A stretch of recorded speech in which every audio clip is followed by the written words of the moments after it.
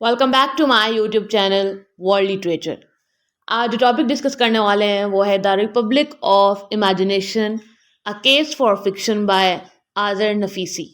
Azar Nafisi का ये जो वर्क है द रिपब्लिक ऑफ इमेजिनेशन, इसमें जो है वो डिफरेंट कॉन्सेप्ट्स को जो है वो सम अप किया गया है।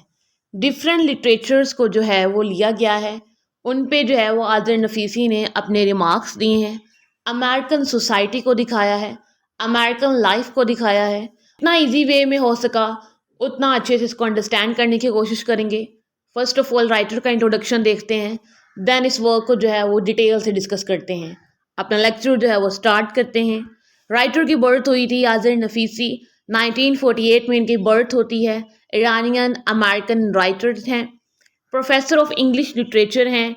इनकी जो बर्थ है वो तेहरान में हुई थी, ईरान में, और यूनाइटेड स्टेट्स में 1997 तक रही। और उसके बाद जो है वो 2008 में इनको यूएस की सिटीजनशिप भी मिल गई थी।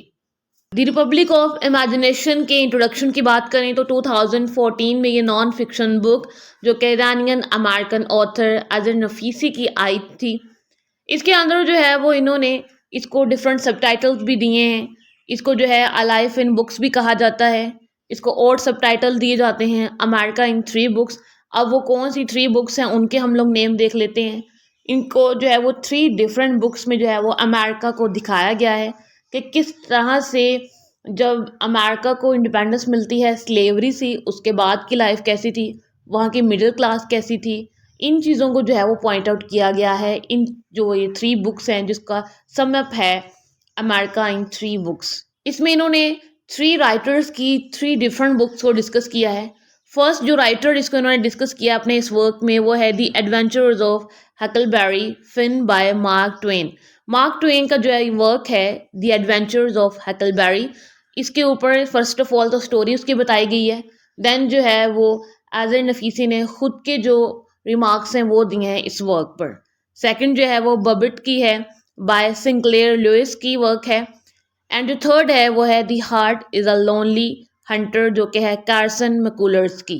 ये 3 राइटर्स हैं जिनके ये 3 डिफरेंट वर्क्स हैं। इनको जो है वो द रिपब्लिक ऑफ इमेजिनेशन में जो है वो आज़र नफीसी ने मेंशन किया है, उनको डिस्कस किया है, अपने रिमार्क्स दिए हैं, और इनके अंदर जो मेजर थीम इन्हीं राइटर ने, ओरिजिनल राइटर ने दिए हैं, उनको भी डिस्कस किया है। मेजर थीम की बात करें तो नफीसी ने जो मेजर या फिर सेंट्रल थीम डिस्कस किया है वो ये है कि नेशन की जो मोस्ट पॉपुलर बुक्स हैं उनके अंदर जो प्रोटैगनिस्ट हैं वो करेक्टर्स जो हैं वो हमें उस टाइम की रियलिटी को दिखाते हैं। उस टाइम पे अमेरिका की जो सोसाइटी थी, अमेरिकन सोसाइटी में किस तरह के करेक्टर्स थे, किस तरह के लोग थे, उनके इमोशंस, उनके फीलिंग्स, और यहाँ पे सोसाइटी का ओवरऑल क्या व्यू था उस टाइम पे, उन सब चीज़ों को दिखाते हैं। मीन्स कि वो जो प्रोटैगनिस्ट हैं वो हमें उस टाइम की नेशन के बारे में बताते हैं और हिस्ट्री के बारे में बताते हैं कि उस पर्टिकुलर टाइम पे कि कैसी नेशन थी अमेरिका की, अमेरिकन नेशन ने क्या डिफ़िकल्टीज फेस की, और सोसाइटी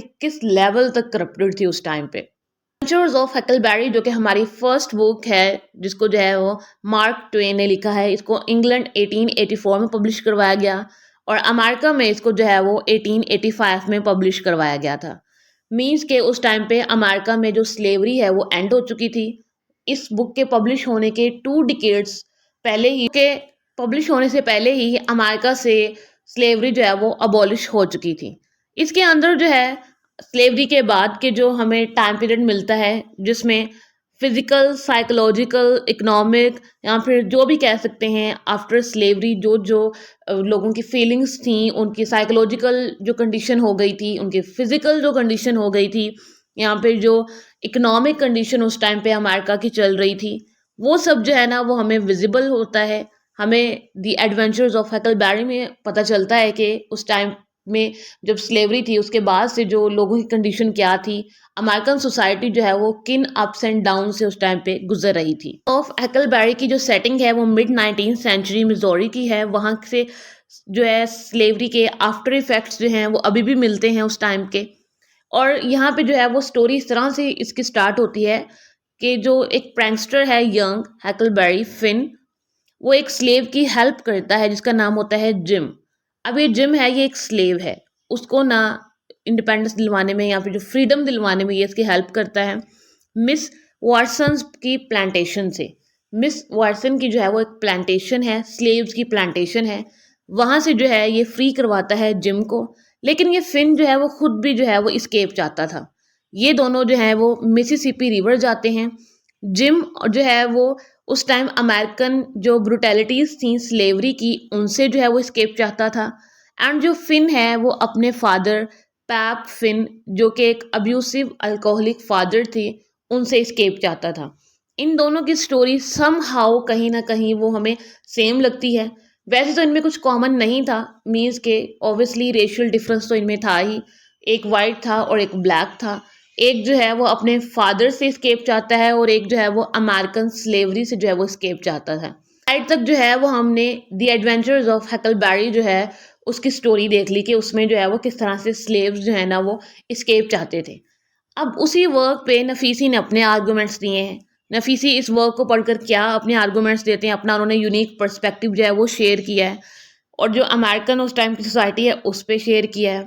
ऑब्वियसली नफीसी की जो बर्थ है वो तेहरान ईरान में हुई थी और उस टाइम पे सेंसरशिप की वजह से ये इम्पॉसिबल था कि जो कंटेम्प्रेरी अमेरिका है उसके बारे में जाना जाए। टेलीविज़न, न्यूज़पेपर या फिर रेडियो, जो भी उस टाइम पे रिसोर्सेज थे, इनकम्प्लीट थे। इसलिए नफीसी को अमेरिकन सोसाइटी के बारे में जो भी नॉलेज मिला वो हैकलबैरी फिन से मिला।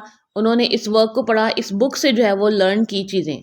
फर्दर नफीसी ने बताया है कि हैकलबैरी फिन जो है ना, इसके अंदर दिखाया गया है कि जो उस टाइम की नेशन थी, उस टाइम के जो लोग थे, उनके सभी के मिक्सअप फीलिंग्स थी। यहाँ पे ये जो वर्क है हैकलबैरी फिन, ये जो है उस टाइम की पूरी ह्यूमैनिटी, पूरी अमेरिकन सोसाइटी, अमेरिकन पीपल की फीलिंग्स को शो करवाता है। ऑब्वियसली स्लेवरी के बाद की जो कंडीशन है, हर कोई जो है वो इस्केप चाहता था, फ्रीडम चाहता था उस सिचुएशन से। स्लेवरी में जो है वो उनसे लेबर लिया जाता था, उस चीज़ से जो है वो फेड अप हो चुकी थी अमेरिकन सोसाइटी उस टाइम पे। तो ये जो हकलबैरी है ये उस टाइम की सोसाइटी को दिखाता है। फर्दर कहते हैं कि जो हक एंड जिम है, इन दोनों की अगर करेक्टर्स को देखें तो डिसिमिलर नहीं हमें नज़र आते, क्योंकि दोनों ही स्केप चाहते थे। बट थोड़ा सा डिफरेंस ये है कि जो कि जिम है वो अपनी यूथ में होता है, और जब यूथ में होता है और वो स्लेवरी से रन अवे चाहता है, और एज अ ब्लैक मैन उस टाइम पे जो स्लेव्स के साथ होता था उनके ऊपर जो है वो बहुत ही उनकी ऑप्रेसिव कंडीशन। हक का जो ट्रॉमा है वो जिम के ट्रॉमा से जो है वो हम कंपेयर नहीं कर सकते। जिम का जो ट्रॉमा है वो स्वेयर है, क्योंकि उसको तो उसके बेसिक राइट्स से ही नहीं दिए। जब हमारा नेक्स्ट वर्क स्टार्ट होता है जिसकी protagonist then next work start होता है सिंक्लेयर लुइस का वर्क बबिट, जिसके जो प्रोटैगनिस्ट है वो एंटी हक है। एंटी हक, जैसे कि हमने लास्ट वर्क पढ़ा है तो उसके अंदर हक की जो स्टोरी थी वो अपने फादर से जो है वो स्केप चाहता है, और यहाँ पे जो है वो एंटी हक है। मीन्स कि यहाँ पे बबित ने एक रेवोल्यूशनरी जो उस टाइम पे गॉसिप थी या फिर एक उस टाइम पे कंट्रोवर्सी जो बनी, उस चीज़ को बबित जो है वो यहाँ पे शो करवाता है। इसके अंदर वो कोई कन्वेंशनल करेक्टर्स को यूज़ नहीं किया गया है जिनके साथ कोई ट्रेजिडीज हो रही है या फिर उनकी लाइफ में कोई ऐसा इवेंट होता है। थोड़े डिफरेंट जो करेक्टर्स हैं वो बबिट में सिंक्लेयर ने यूज़ किए हैं। इसके अंदर जो है वो ह्यूमर को यूज़ किया गया है या फिर ऐसा मिरर यूज़ किया गया है जिसके थ्रू जो है वो अमेरिकन सोसाइटी को दिखाया गया है। उस टाइम की जो मिडिल क्लास है उसका ग्रीड, उसका कंज्यूमरिज्म दिखाया गया है, एब्सर्डिटी दिखाई गई है उस टाइम की बबिट में। नफीसी फर्दर कहते हैं कि जो हकलबैरी की जो स्टोरी थी उसके अंदर हमारी जो शेयर्ड एम्पैथी है वो है उसमें, मीन्स कि हमारी जो शेयर्ड फीलिंग्स हैं वो हमें नज़र आती हैं, लाइक स्लेवरी की and all the traumatic conditions of American society. And Nafisi जो है उसके अंदर बबित की बात करते हैं, इसमें जो है वो रेडिक्यूल किया गया है एंड रीमॉन्स्ट्रेट भी किया गया है अमेरिका को उसकी सेल्फिशनेस के लिए। फर्दर नफीसी जो है वो बबित पर कमेंट करते हुए कहते हैं दी कमोडिफिकेशन ऑफ आवर सोल्स, कि हमारी जो सोल्स हैं उनको भी अब जो है वो इकोनॉमिक लेवल तक ले आया गया है। ऑब्वियसली पहले हमारे करेक्टर्स को तो जो है वो इकोनॉमिकली जो है वो टारगेट किया जाता था, उनकी जो मार्केटिंग है वो की जाती थी। But with in the time जैसे जैसे एडवांसमेंट आ रही है सोसाइटी में, वर्ल्ड में, हमारी जो सोल हैं उनकी भी अब मार्केटिंग होना स्टार्ट हो चुकी है। वो सोशल मीडिया की तरफ जो आ जाते हैं, सोशल बबित से ही रिलेटेड, कि लास्ट 100 ईयर से किस तरह से अमेरिकन जो हैं वो अपना माइंड और जो बॉडी है वो कंज्यूमर ट्रेंड्स को दे रहे हैं, किस तरह से सोशल मीडिया जो है वो हमारे ऑब्वियसली पहले माइंड्स को तो कंट्रोल किया हुआ था, लेकिन विद इन द टाइम जो है वो हमारी सोल्स भी जो है ना वो अब उसकी शिकार हो चुकी हैं सोशल मीडिया की। इनके जैसे जैसे ट्रेंड्स चेंज होते हैं वैसे वैसे सोशल मीडिया जो है वो हमारी लाइफ को नेगेटिवली जो है वो इम्पेक्ट कर रहा है। ये हमारी थर्ड बुक जो कि नफीसी ने उसके ऊपर डिस्कशन की है, कार्सन मैकॉलर्स की, जो कि 1940 में इनका नॉवल आया था, the heart is a lonely Hunter. ये इनकी थर्ड एंड फाइनल बुक है जिसके ऊपर इन्होंने अपने रिमार्क्स दिए हैं। इसमें जो है वो डीफ जो म्यूट्स हैं उनकी बात की है कि वो एक दूसरे के साथ रहते हैं, हारमोनी में रह रहे होते हैं, लेकिन एक को जो है वो मेंटल इलनेस हो जाती है, उसके बाद उसको जो है वो मेंटल इंस्टीट्यूशन भेजना पड़ता है। इसके अंदर जो है वो लोनलीनेस का जो थीम है वो डिस्कस किया गया है इस वर्क में। हकलबरी जो फिंथ है वो रिप्रेजेंट करता है अमेरिका को उसके बेस्ट में। ऑब्वियसली उस टाइम पे जो स्लेवरी थी वो ख़त्म हो चुकी थी, यानी कि उसके 2 डिकेड्स पहले ही जो स्लेवरी है वो ख़त्म हो चुकी थी। हकलबरी जो फिन है वो 2 डिकेड्स के बाद आता है, तो वो उस टाइम पे अमेरिका अपने बेस्ट पे है। बबिट में अमेरिका को उसके वर्स्ट में दिखाया गया है।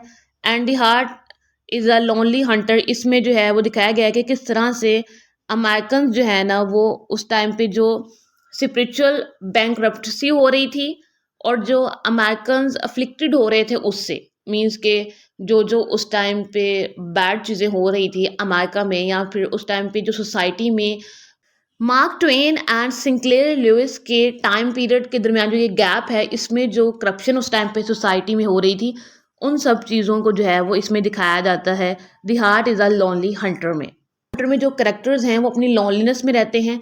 एटलीस्ट उस टाइम की जो करप्टेड सोसाइटी है वो उससे दूर हैं, लेकिन वो ह्यूमैनिटी के बहुत ज़्यादा क्लोज हैं। अनसोशलाइजेशन की वजह से वो लोनलीनेस में ज़रूर चले गए थे उसको करेक्टर्स, बट वो पीस में थे और एटलीस्ट उनके अंदर जो ह्यूमैनिटी है वो अभी सर्वाइव कर रही थी, और जो करप्टेड सोसाइटी से वो उससे बहुत ज़्यादा दूर थे। ये थे हमारे तीनों वर्क्स जिसको जो है वो हमारे राइटर अजहर नफीसी ने डिस्कस किया है। आई होप कि आपको यहाँ से पता चला होगा कि अमेरिकन सोसाइटी उस टाइम पे कैसी थी, क्या करप्टेड चीज़ें थी, क्या उस टाइम पे फेलर्स थे सोसाइटी में, और जो सोसाइटी है वो बेस्ट किस वे में थी और वर्स्ट किस वे में थी। वीडियो को लाइक और शेयर और चैनल को ज़रूर सब्सक्राइब कीजिएगा। Thanks for watching my channel.